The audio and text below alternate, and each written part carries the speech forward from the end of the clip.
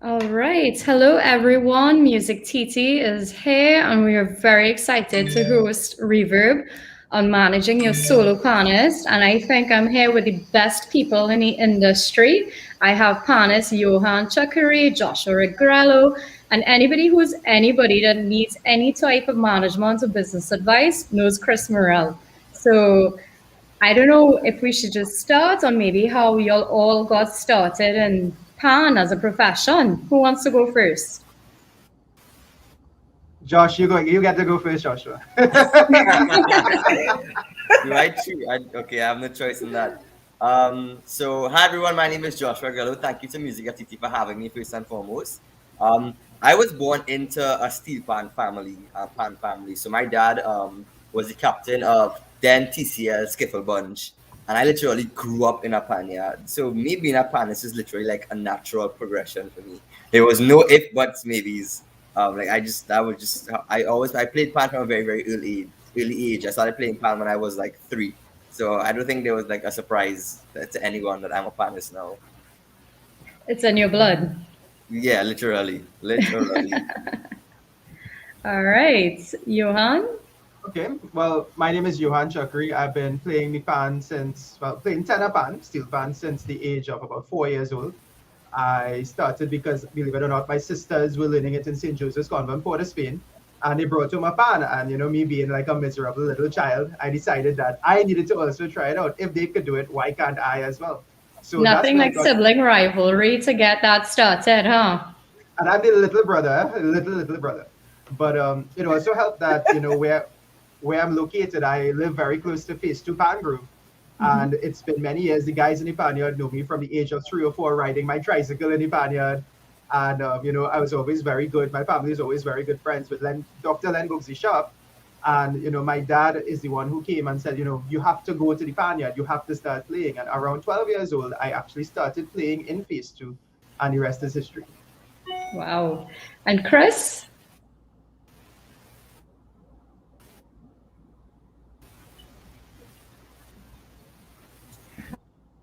Hi. So Kris Murrell here. Well, I feel a little bit old because we 14, 15. Well, I started music. I only started music. Um, Oh, I'm sorry, Kris. You seem to be breaking up a bit. Transition from school band into and I played with them later. Are you here? Kris, you're being a little bit distorted. Do you want to repeat what you just said, and let's see if it comes through a little clearer? Is that better? Yes. Yeah. I started playing when I was around 14, 15. I was playing with my school at that time, which was Southeast Port of Spain. And then I transitioned into conventional pan with Invita's Steel Orchestra. And I played with them for a number of years. And eventually I decided I wanted to, music and pan seemed to be the only thing sticking because I did, track and field, I was into sports, I was into other areas of arts, but music and pan seemed to be the only thing that really sticking with me. So I decided, you know what, let me go study this. And I went on to do a diploma at UTT, which transitioned into the BFA, and I did my master's and so on. But through all of that, I started doing stage management and production management through my undergrad at UTT, which kind of took me more into. I really love doing work in the background. I like doing the administrative stuff. I like doing panel music. So I found a way to really just sort of match where I could be the performer and sometimes really just do the management. And now I'm just transitioning a little bit more into management versus playing. Wow. Well, it seems that you have a very well-rounded experience when it comes to this. Because, I mean, you've done the education on the business side, and of course, musicianship as well. So I have to ask because we're living in some different times now. I think we're all tired of hearing you phrase the new normal. So this is just how it is. We were actually, I'm sure you'll have heard of our Spotlight program, and we were so pleased to have Mahalia join us as our very first instrumentalist and a panelist. In fact, she was able to do an original piece on the Spotlight EP, which right now we're hoping to get sync opportunities for her on that. But I know we have so much talented panelists out there in Trinidad, and they're like, they look up to you guys, Johann and Joshua. Your names are household names when it comes to looking for anybody. When it comes to entertainment, they're looking for panelists. You're usually top two names that come to mind. How is it that you were able to do this in a country where everybody is like, yeah, well, I'm with this steel orchestra, I'm with this band, like, how did you differentiate yourself to be like, you know what, I could do this as a solo gig, so to speak, but actually make this into a career and professionalize it? Like, how do you even begin to start? Like, what gave you the confidence? Well, nowadays you see a lot of myself and Joshua. Actually, you've seen a lot more Joshua than even me right now. So that's great. Joshua is one of the most amazing content creators online, as well as a musician. Take the compliment and smile, please. But it started even before me. We have a lot of talented solo panists. For example, we have Dane Gulston, and Dane is a very good friend of mine. And Dane was able to, he started with panas, and he was able to transition into performing solo and performing with tracks and performing with bands and that sort of stuff.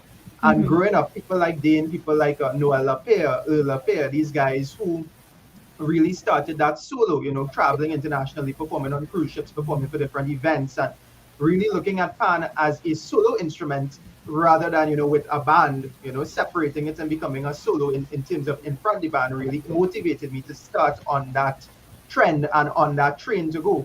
And basically growing up in the 2000s, growing up in the 2010s and going forward, the main thing was to be online, get video content, get audio content, start to market, use the power of social media. And that's where I started earlier, maybe let's say about 10 years ago. I started with the Facebook page, and that was my way of reaching out with people. And I was able to connect with people all over the world where, it started with Facebook and moved to my website, my personal website, and I was able to get bookings through the personal website. I was able to perform at Jazz and Creole in Dominica because of that, just because of that reach we have appearing online and through social media and through the website. So it's really important for me. What I've been seeing is branding, A, advertising and marketing, B. But of course, before you could get to all of that, you must have your repertoire set. You must be able to, have a plan, have a structure in terms of how you're moving forward. Is this what you want to do? And then, what sort of twist are you putting on it to make it yours? Is it, what is your niche market? Is it that you're going to be doing covers? Are you an original music person? Do you want to do performance solo with tracks? Do you want to perform with a band? Where do you see yourself performing? So all these things are some introspection that I would suggest take place before, and then work on marketing and work on getting yourself out there, whether it is through production, whether it's through putting music online, whether it's through music videos, whether it's through the power of social media. So basically that's the foundational level that I'm looking at, and that's where I started. Okay. And Josh, what about you? Okay, so there are a lot of questions there. I think one of the questions was like how it started and how it got to this point. Yes. Well, from me, I've like my parents had me like playing as a soloist from very early on. Like my first performance was a solo performance in Naprima Bowl. So I think a lot of the opportunities that I'm afforded right now, and just I think where I am today in like my career is a cumulative effort from like all my years of playing pan, because I've always been a soloist. I remember entering competitions in primary school, secondary school. So I definitely think it is just like a cumulative effort. And in terms of the confidence to do it, I think confidence is something you kind of have to fake, and it's kind of something that continues to grow. And I think it really is like a switch. You just have to say, I want to be confident about this moment, or in this moment, or about this career on a whole. Because I could tell you, and Johann will tell you, he can attest to that. There's so many times to this day where I'm like, wow, I don't think I'm good enough to do this. I don't think I should be doing this. Every time I meet up with Johann, I'm like, wow, I should be in a different field. But I think, and the switch is not necessarily becoming confident, but more of understanding that that shouldn't affect what you do and shouldn't affect your output. So to anybody like looking at this right now, I would say you shouldn't let like fear or anxiety affect your output or your career.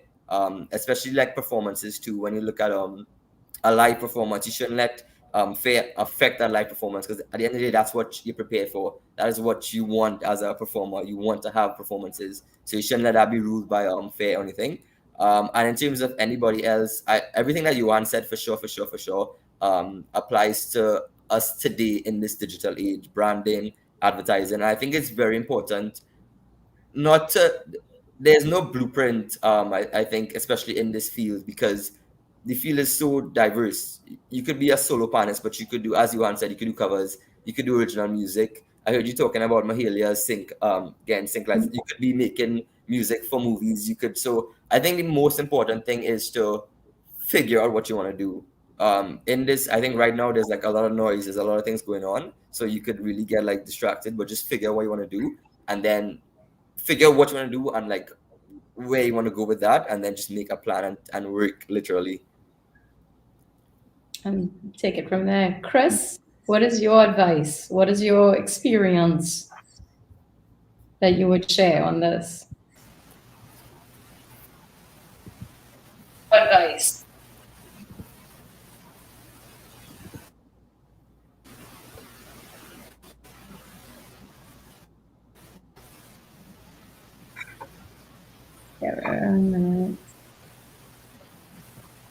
Hi, Kris, are you hearing us? My journey is kind of but like I said, I came on through performing just like everyone else through school, of course. Yeah, are you hearing me? Yes, I am.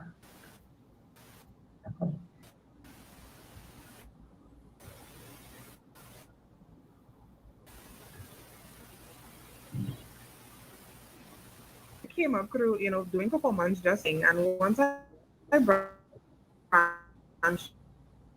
off of, playing with regular steel, and I got in and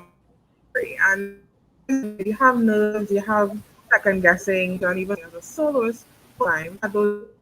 So am I doing this like, what am I I'm getting hearing out you, of but it's a this? little And, of distorted. course, Sorry. coming from a society, where it's still not seen as, always mainstream and so on, it kind of lets you second guess yourself as an artist and as a general performer. But once you really start doing your research, and that's really important, it doesn't really matter what you're doing, whether it's pan, anything, do your research, figure out what your goal is, and get educated on it. A lot of people think education is just about sitting in a classroom, and it's really not. Any other people, reaching out to people like Johann and Joshua. Okay. Kris, you're breaking up a little bit, but I the last thing I really like what you're doing. Can you give me that? I'll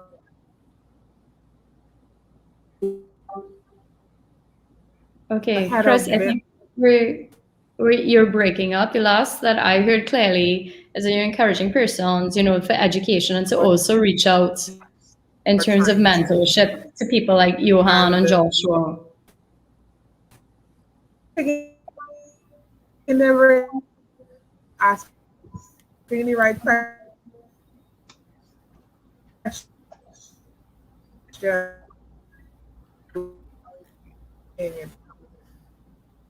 Okay. We'll give Kris a minute maybe to reconnect on her Wi-Fi. But so I appreciate the advice that our gentlemen have shared, and Kris too, because she is right in terms of, just don't think of education as being sitting in a classroom. You have to reach out to people that you know, and even, I guess, in a form of mentorship is what she was alluding to.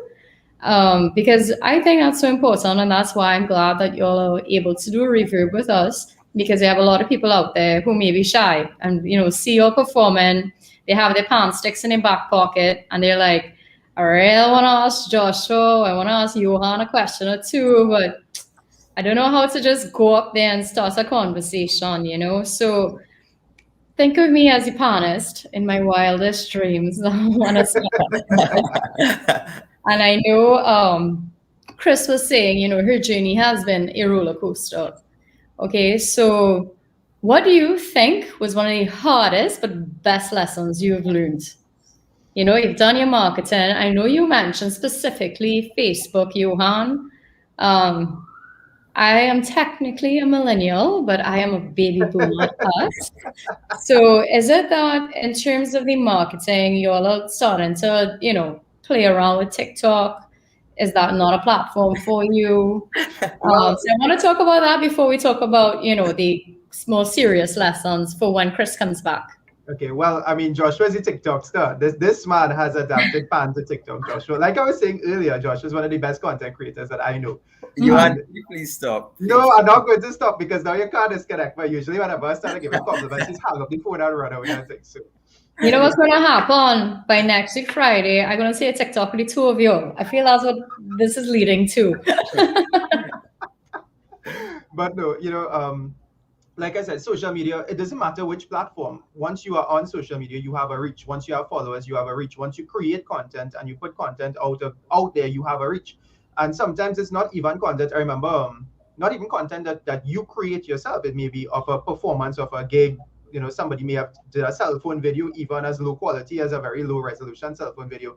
These things tend to go viral depending on what the situation is or what the background is of the event that's occurring. So for example, you know, twice in the last 2 years, back in 2019, I accompanied my sister Johanna on Uber Soca cruise as her manager, as she was playing piano and performing. And she's crazy talented. Yes, I'm she is. surprised you didn't try to compete with her on piano as well. Well, I actually also play the piano, but I will not be that's her thing. Let her be the pianist. But you know, performing on Uber Soca, there was some cell phone video that went viral, and I didn't even see or know about it until quite a while after. So the reach of social media is very powerful. It does not really matter what platform it is, whether it's Facebook, whether it's Instagram, even Twitter to some extent, even TikTok. It is possible. It is possible to get known and to get yourself out there. The market, a lot of people say, well, you know, the market is full. You see people, you see myself and Joshua all the time.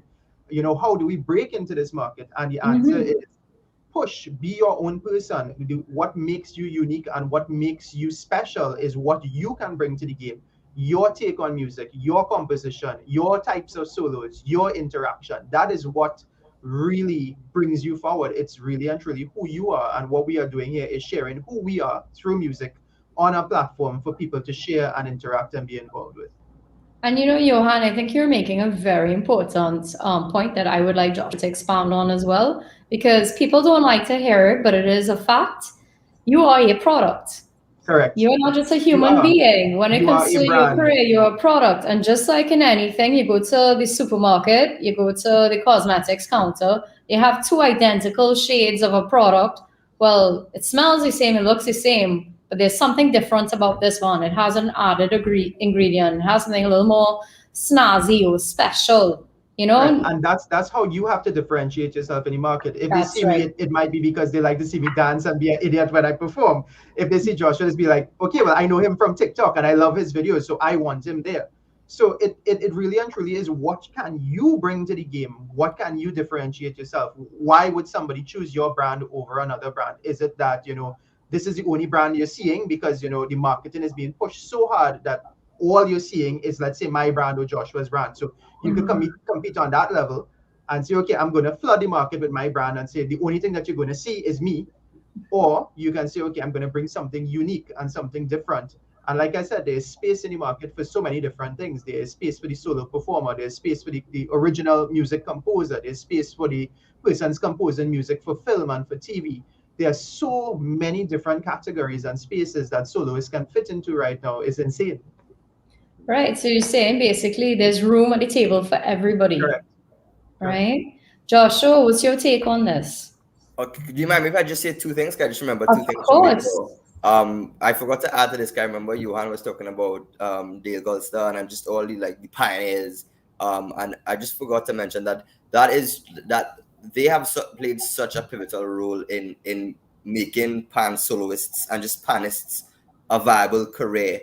And we are able to be panists, and particularly I'm able to be a panist because of all the work that was done before and it's still being done. I definitely think that being a soloist is a cumulative effort. So everything, and this ties into there being so much like availability and opportunities in this market. Everybody, even not even like soloists, every steel band, everybody that pushes pan makes pan a more viable career for everyone in the pan industry. The next thing I wanted to add before I touch on this is I remember Kris was talking about like different forms of education, and I don't remember.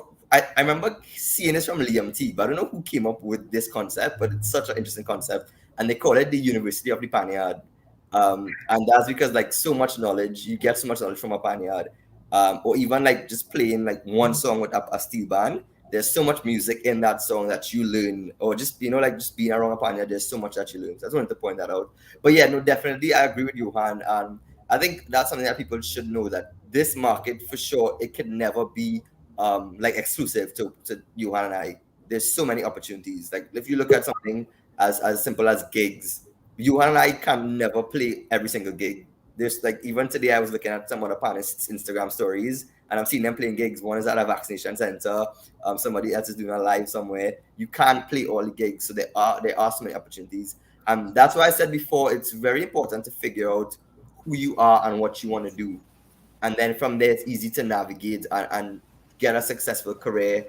But I think it's very important for people to figure out who you are. And definitely, I agree that we are all brands. And you should try to think about that. Think about what you post on social media, because all of that impacts you. For sure. So, Kris, I know we are battling little internet issues. What the guys were talking about, they were talking about the importance of differentiating themselves, but at the same time saying, look, despite all the panelists in Trinidad, the market is not oversaturated. There's room at the table because everyone has different niches that they could fit into.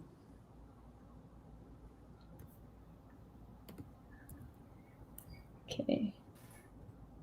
We are praying to the Wi-Fi gods that she connects. Kris has so much information and experience that I want her to share.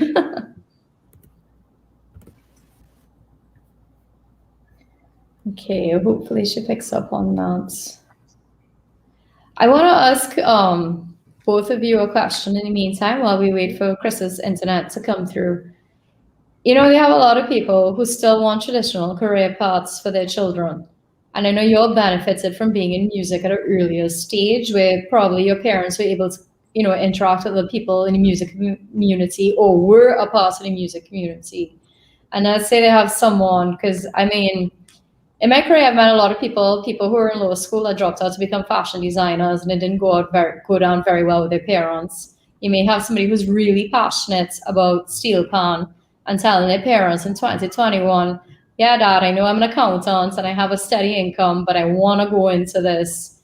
You know, how would you say or justify or give them an argument to tell their parents, this is a viable career. I can make my car loan payments. I could, you know, afford to live on my own. I won't be calling you every other week to tell you, can you take me to Marcy?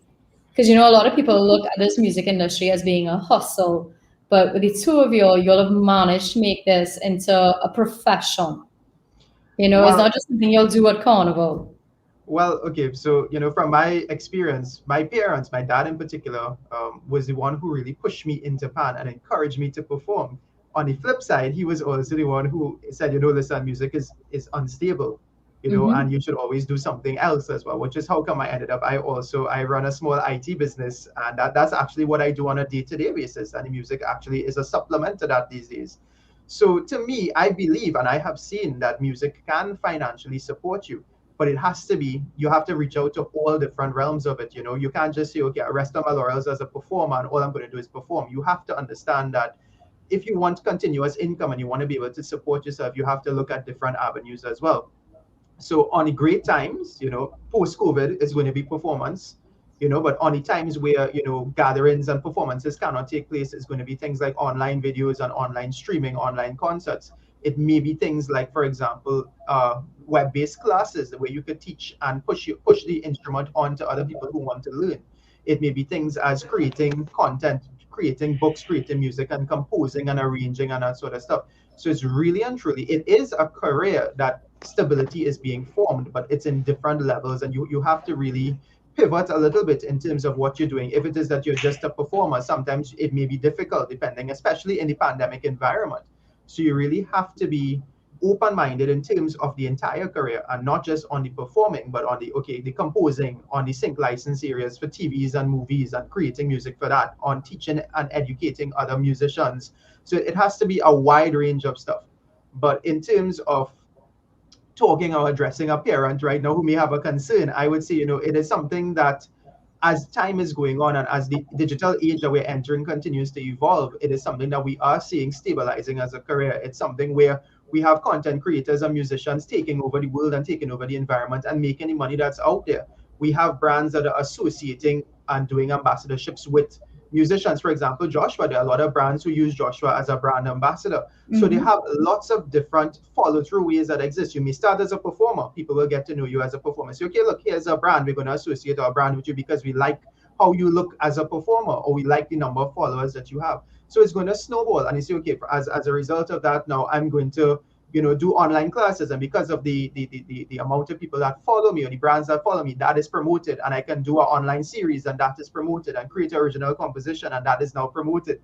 So it's really and truly, you have to have a very wide approach to it and understand that, just keep an open mind, and that it is possible. Very good. Kris, I'm seeing that you are fully connected. Yes, my apologies. No problem. It's great to have you back. I'm actually in our sister aisle right now, so I'm not at home, so I'm just utilizing my wonderful resources that I have here. So Oh, well, hello to Tobago. All right, Kris, our gentlemen have been sharing a lot about their experience and how they got started, how the importance of diversification, how to talk to parents about, hey, I really want to go and make a career out of this. Share what you think, Kris, a lot of up and coming panelists should be very cognizant about. wow. We have spoken about, the various income streams, but at Music TT, it has been my absolute joy to interact with 99.9% of our artists and musicians. So the little percentage points of persons, it comes down to, professionalization and how you interact.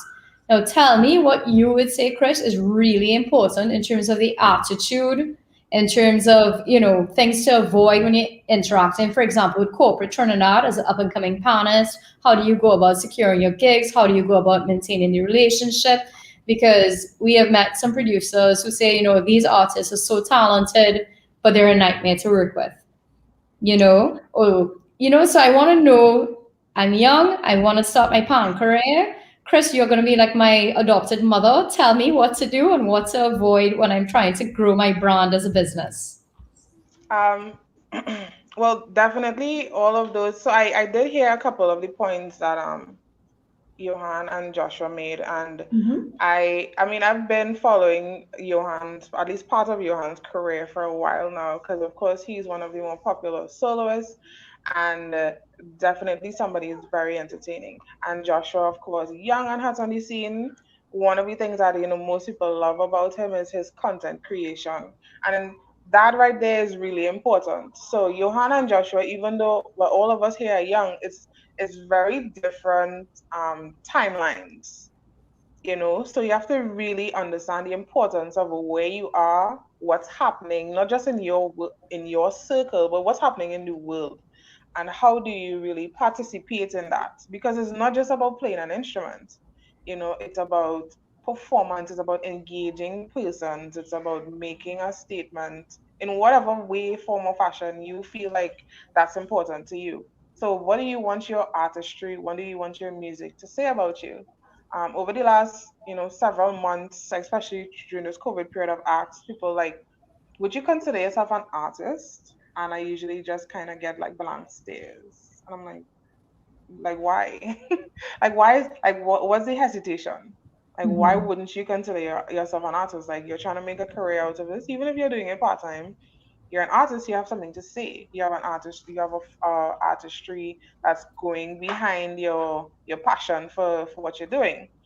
So networking, like I said earlier, is really needs to be at the top of your charts. Even if you're not out there fully performing, networking behind the scenes, because that's one of the only ways people within your industry will know who you are. It's not just always about the audience. Networking with people in the industry, finding out who is what, and not just people in pan, but networking with other musicians, networking with other creatives in general. Because, like you mentioned, we have a lot of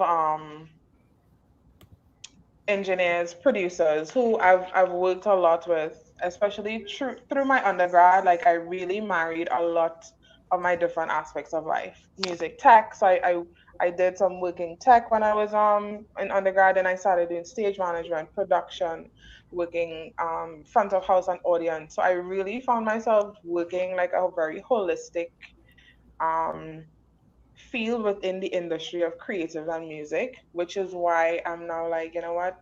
I understand the artist, I understand the administrative, I understand the planning. I'm always learning, so I don't want to make it seem like I'm this expert. I'm always learning, so there's always something new to learn. So I really feel myself now in this position where I want to share with people, okay, you need to start doing something different. And one of the most important things to differentiate yourself is being yourself, being you.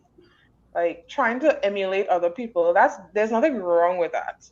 But in the evolution of creativity and music, you start by emulating somebody. You look at, oh, you know what, I like what this person is doing.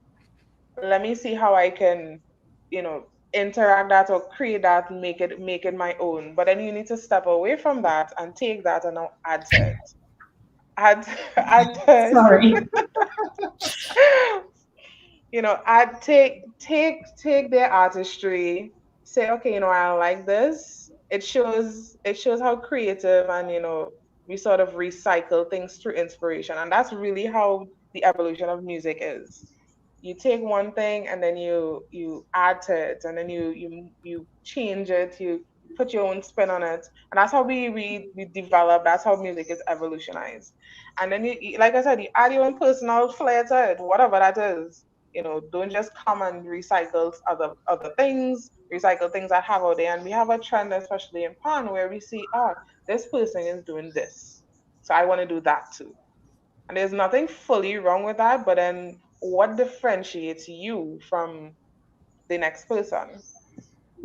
And that's always a conversation that I've had with several partners. Like, if there are five of you and all of you all have similar backgrounds, education, abilities, like, how do I differentiate? I want to choose you for a performance. I want to choose you to work with than someone else.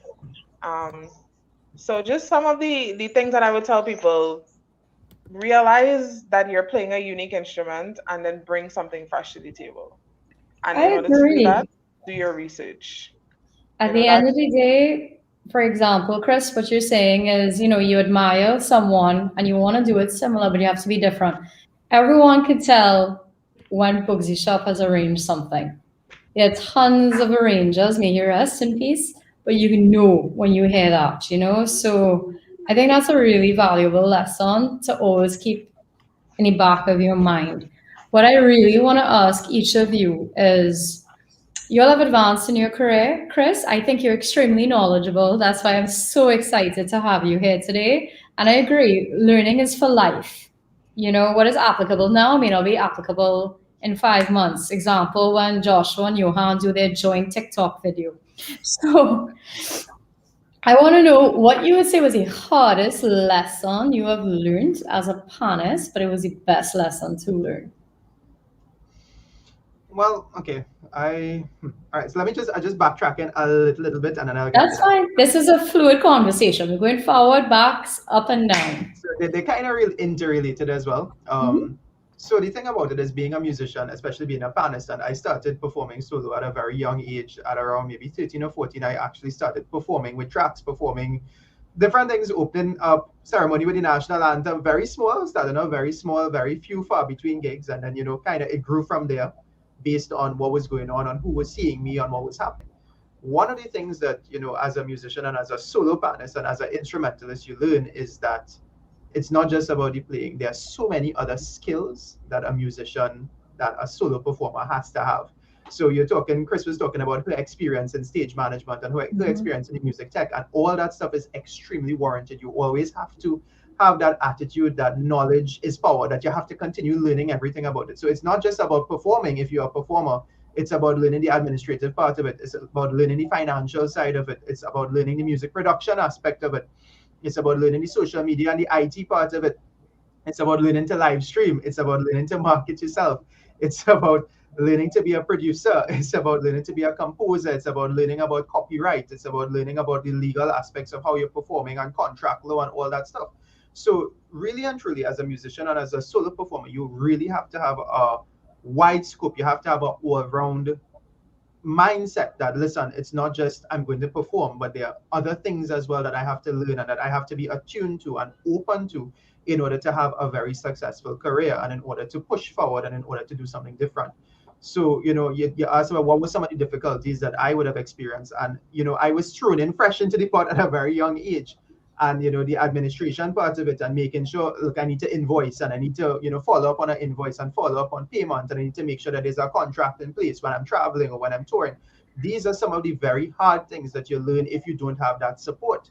And that's where I'm happy that Music TT now is available to give that support on the production side, is available to give that support on the business of the music side, to show, okay, these are the legalities of it. This is where the copyright would come in. This is where the production would come in. This is the quality of what your product should be, and suggest and push that towards young performers who are up and coming.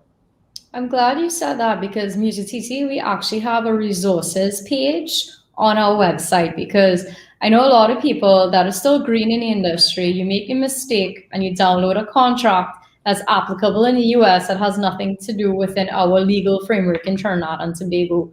So I would encourage persons, if you're looking for split sheets, if you're looking for artist management agreements, we have it all there on our resources page. Josh, what is your take on this? This is a hard question, to be honest. What's your hardest lesson? Yeah, I don't know. I'm gonna say answer, but I definitely don't think it's the hardest thing. But I think something that I had to learn, I'm continuing learning, is just that you need to push yourself, and you need to actually treat this as a job. A lot of times you might get you might have to do something for a company, and you might be a bit lackadaisical with it, but you have to remember that it is a job and people expect you to be timely.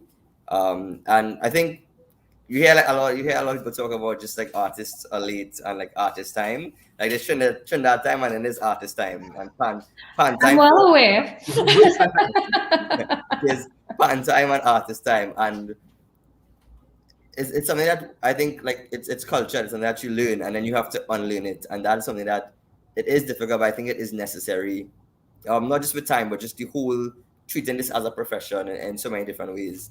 And I think that's where being innovative falls in that category as well. And everything that we spoke about, where you're trying to figure out yourself, that is part of treating this as a profession, which is difficult because you have to actually sit down on a daily basis and think about who you are, what you want to do, what you want to give to this world continuously. So I would say that was probably the hardest thing, and it is continuing to be the hardest thing for me.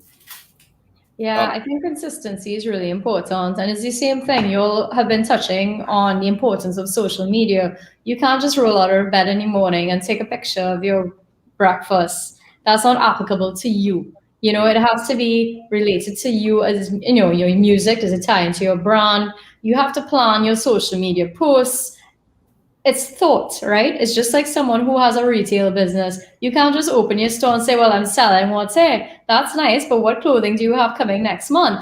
This is a business. And I think a lot of persons, which is understandable, you get all tied up and starry-eyed on the artist aspect of it. But again, it's a business. Kris, I'm sure you have plenty stories and experience on this that you would like to share with everyone.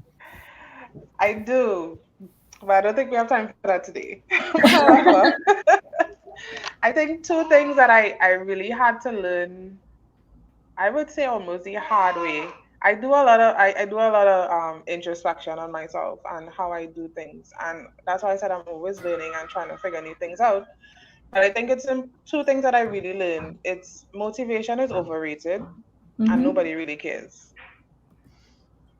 True. And it really just kind of marries exactly what they both said. And additionally, minding your business is always the number one thing. And when I said mind your business, is as Johann said, it's about paying attention to the things that happens around you. It shouldn't just be that, oh, I just show up here and assume that everybody has it figured out.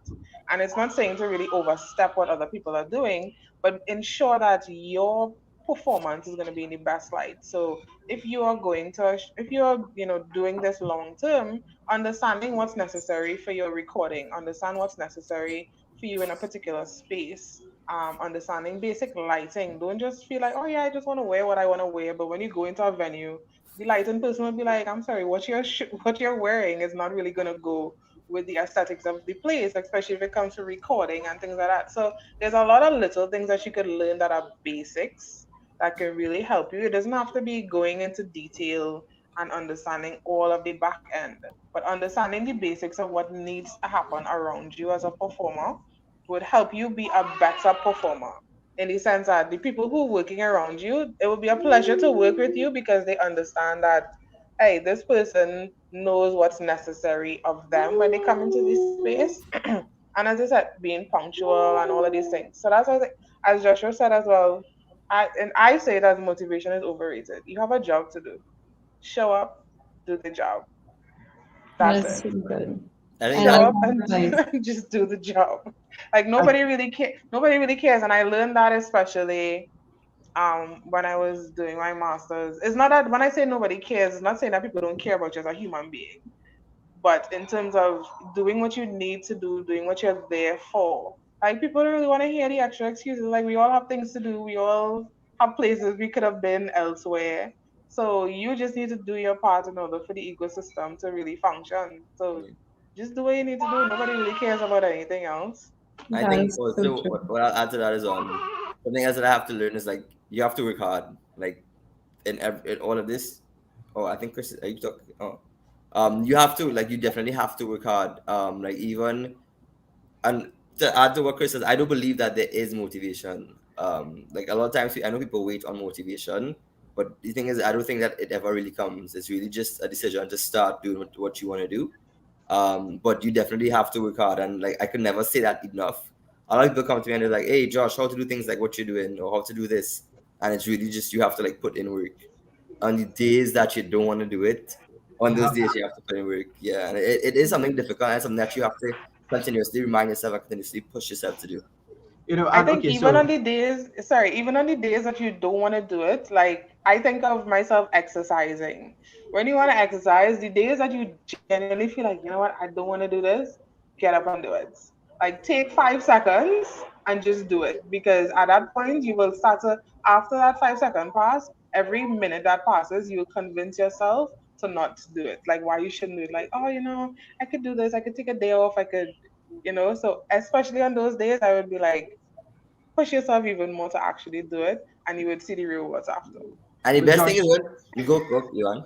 even okay, so even in your situation where you're talking about that you have to push and you have to work hard, if a musician thinks about this, right? Imagine that you have to work for a company or somewhere. It's an 8-hour day. Imagine if you put aside even 6 of those hours, even 5 of those hours to focus on your craft. Whether it is you are learning music, or whether it is you are sitting down and composing, whether it is you are doing something, marketing yourself that is going to bring in more work, you have to look at yourself like a company. You have to look at yourself like a brand and put in that same level of work if you were there in someone's office or in someone's building doing something for them. If you Yeah, are able to dedicate that time and that level of attention that you can to another job, you have to remember this is for you. This is yourself. This is your business. This is your brand. This is something that solely and fully belongs to you. If you can dedicate that time and attention to that, you'll be amazed at how quickly your brand will take off. You'll be amazed at how quickly you'll be able to bring new products and new things to the table and to the market. for sure. Okay. Um, Definitely, I definitely agree with everything you said there.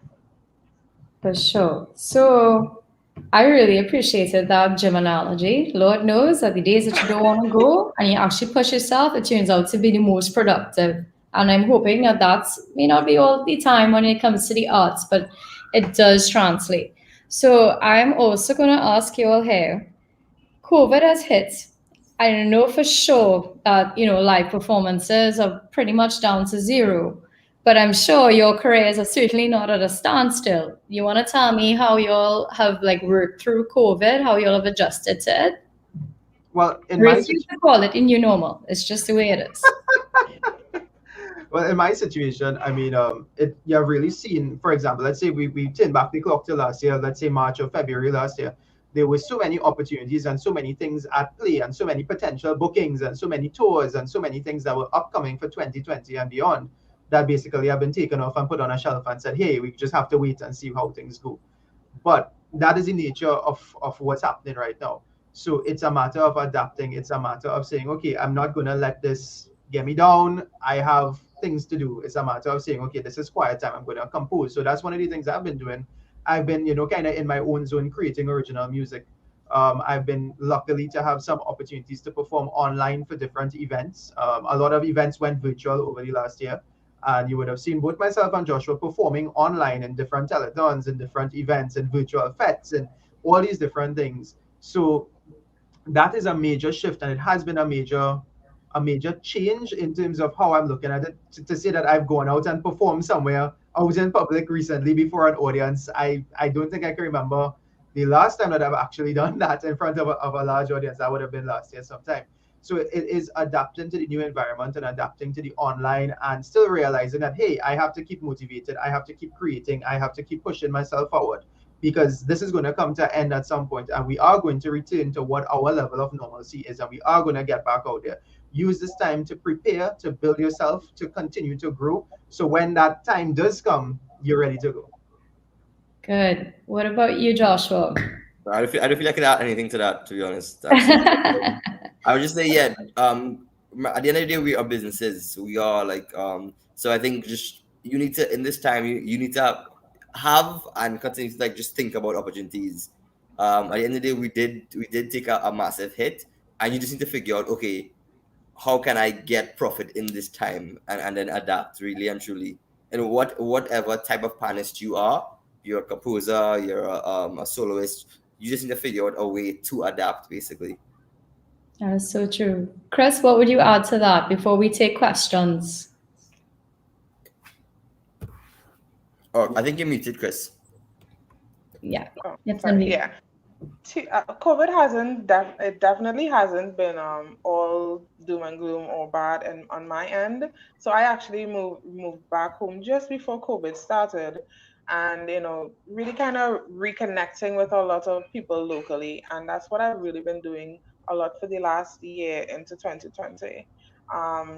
I started working with artists, connecting with friends who are performers, who are arrangers, who are composers and so on, and really sharing educational information with people.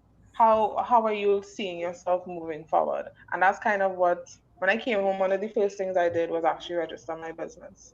So I wanted that name. I'm like, okay. So I registered my business, and then I started figuring out, okay, what are some of the things that I want to achieve, and not really focusing on that too much, but really just as I said, networking with people.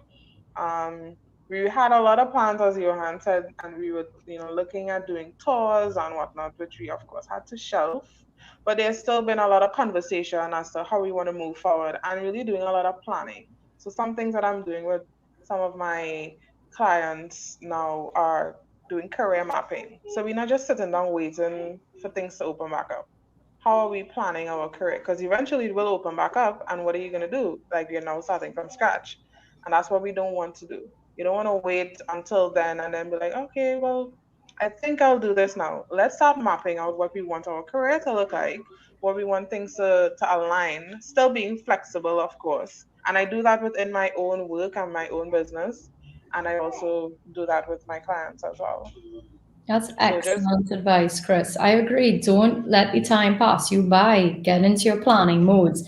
I'm very cognizant that a lot of people are going through like a lot of mental stress and anxiety. But at the same time, it's been what, a year and a half of this now, right? So even if it's just like little 15-minute blocks, a day, just to sit down, think, and start to plan. So Kris, thank you for bringing that to our attention.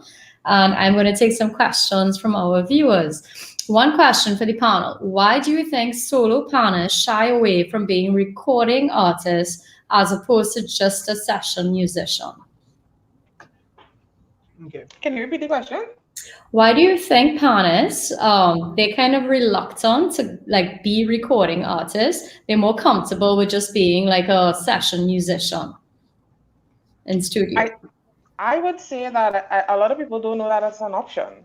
And that's why I said in terms of like education, and like I said earlier, education is not just about sitting down in a classroom.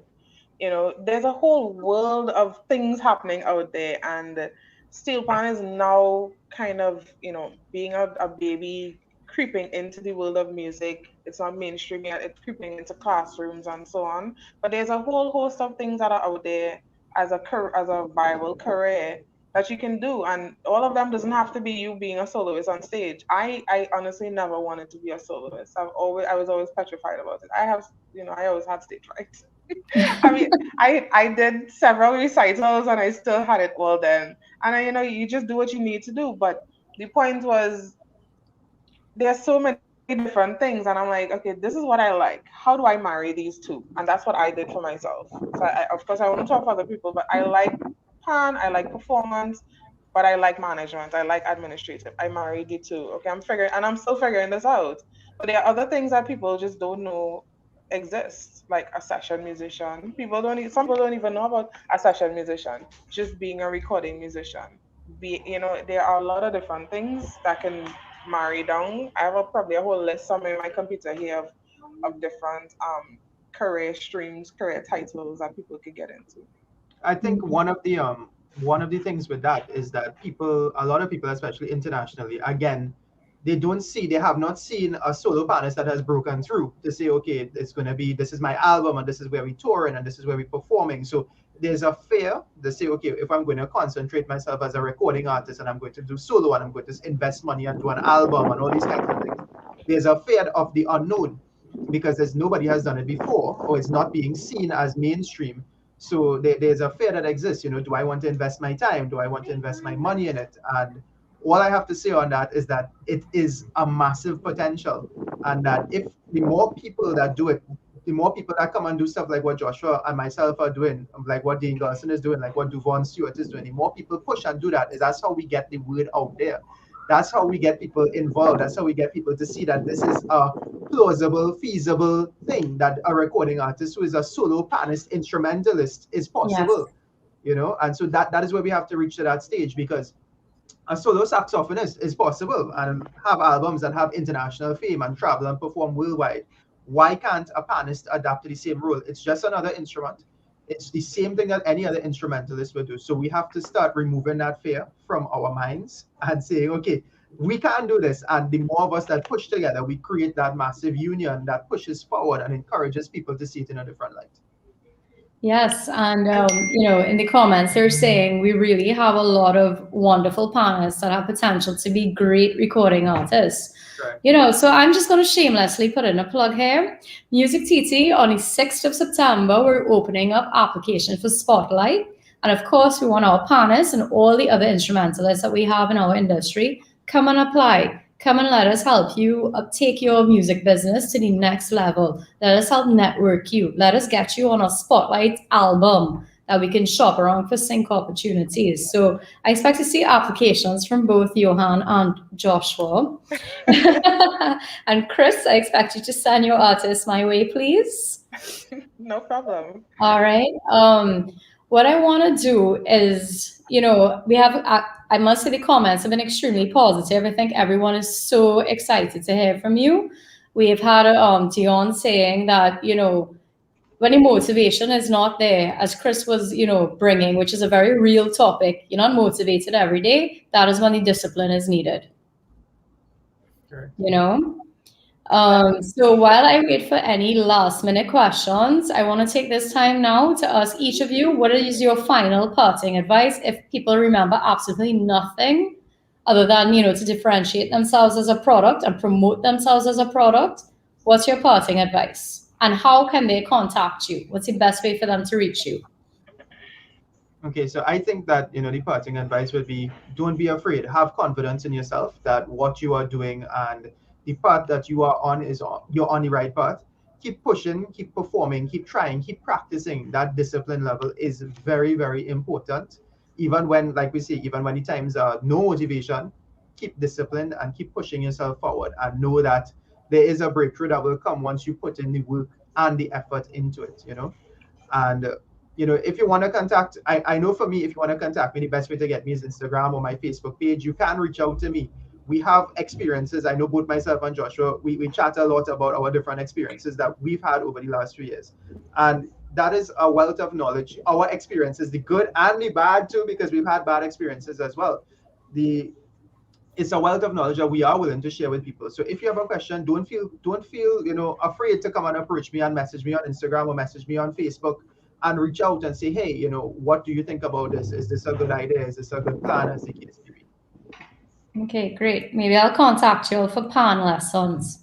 Go ahead, Joshua. What's your parting advice? I just realized that I didn't answer when we spoke about like your parents not advising like music as a career. My parents weren't like fully supportive of this being full time. Like they kind of wanted me to go to school and like have that's something to fall back on.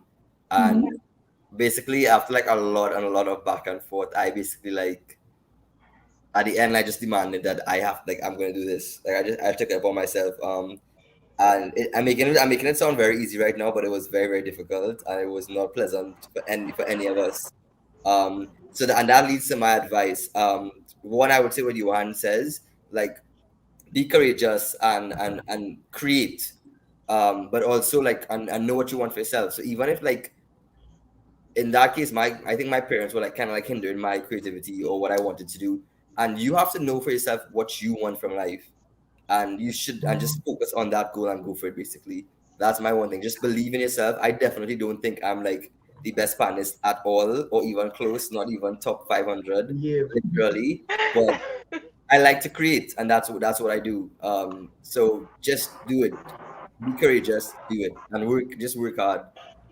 That's good. Well, I think you're definitely in the top 500 if you don't see yourself there. 499, 499. Kris, you are like our teacher guru here. So tell me. Well, first and foremost, I really want people to understand what a special instrument we have. Of course, we don't have any time to go into why it's special, but let's just know that it's a special instrument. It's very unique, it's very delicate, but it's also very strong and powerful. And you can say a lot with it depending on how you use it. Um, and by playing it, you're adding your own persona, and it can be comparable to any instrument and any creative out there. So as they both said, you have to really be certain of what you want to do. Do some introspection. Take a day, take a weekend, take a week, take a month, and really sit down and think about, is this something that I really want to do? Because it's not going to be easy. It's not easy by any means, but so you have to really know that, hey, if I'm going to do this, I'm going to put my best foot forward, and I will fall, but you have, as you said, people like myself, Johann, Joshua, to really fall back on, and there are other people out there who are willing to share information and really look at your surroundings. Who are the people around you? Can they help move you in the direction that you want to be? And moving you in the direction doesn't mean necessarily financial or anything. It's really educational, be your mental, spiritual, intellectual, emotional. Can they add to any of those things to help you move forward in your career? And if they can't, then you need to really do some rethinking. And it's okay to fail. It's okay to start at any time. You're not too young, you're not too old. And most importantly, always consider, if you're going to do this, understanding the difference between professionalism and punctuality. They don't always go together, and they both have different meanings. Not because you're punctual means you're professional, and not because you're professional means you're punctual. I could not have said it better. Can I get that and put it up in my office, in Music office? I must say, I really, really appreciate you. For anyone who's tuning in right now, from the time I contacted, the three of y'all were like, yes, we're doing this. I'm like, wow, this is amazing that, y'all want to provide this information, this mentorship. I think this is exactly what we all need in Trinidad, especially because y'all are young, and y'all want to share what y'all have done. Y'all want to share your experiences, your networking. And I think that's only going to make Steel Pan even sweeter. I think that is what is going to project us forward. That is what is going to professionalize us on a larger scale. And I really, really, really want to just say thank you from the bottom of my heart. And I'm so glad we were able to do this in the month of August. Feel bad. Yes. So, I'm putting this out there. I'm going to contact you all next year to do a little special again, like an update, because we're going to be out of this COVID, God willing, right? We hope so. We really hope Yes. so. Yes. And toes. Fingers and toes across. But I really do appreciate you sharing all this information. It is definitely going to be loaded onto Music TT's YouTube channel. And I very, very much look forward to getting applications from our panelists for our Spotlight program starting from the 6th of September. Unfortunately, I was told that I cannot judge and screen the applicants. We have to have an independent panel because left up to me, I'm like, oh, yes, for sure. Yes. Come on. But we do have criteria. So I'm really looking forward to it. And I really hope we can nail another panelist or two, because Mahalia was a blessing when we had her in our cohort. We were very, very proud to have a panelist. So we're hoping to get another one or two. And I just want to say thank you so much. And anyone listening, you have any questions, please feel free to reach Music TT at info@musictt and our website. And again, like Kris, Joshua, and Johann said, feel free to reach out to them too. And you have video proof that they've said that. So, thank you so I very can much. send you my contact information. I forgot to give it. People can reach me on WhatsApp or call, or I have my personal social media, Just Kris, or I'll be having my website up, Mecca Management, soon. So you can look out for that. Oh, that's awesome. Thank you so very, very much. All right. So thank you again. I really appreciate all the time that you've spent with us. And yeah, Music TT will be in touch. Thank you for Thanks for having me. having me. Thank you so much for having us. Our pleasure. Take care. All right. Take care. Bye. Bye.